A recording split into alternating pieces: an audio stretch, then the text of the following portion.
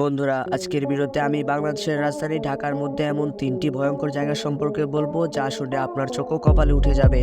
তো চলুন শুরু করা যাক। নাম্বার 1, ঢাকার এয়ারপোর্ট মহাসড়ক। বন্ধুরা, ঢাকার এয়ারপোর্ট এমন একটি এয়ারপোর্ট মহাসড়ক যেখানে এক অশরীরী আত্মার দেখা মেলে। শোনা যায় রাত 10টার পর সেখান দিয়ে কোনো গাড়ি যাতায়াত করলে সেই আত্মা তাদের উপর আক্রমণ করে। নাম্বার 2, পুরান ঢাকা। বন্ধুরা, পুরান ঢাকার মিষ্টির দোকানে রাত 8টা থেকে 10টার মধ্যে যেন এক অশরীরী আত্মার এলাহি কাণ্ড ঘটে যায়।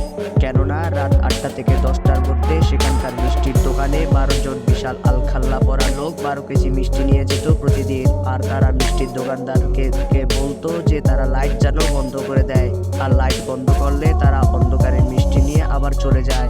তারপর থেকে তাদের আর কোনো দেখা মেলেনি, আর সবাই বলছে যে তারা কোনো মানুষ নয়, তারা হচ্ছে জিন।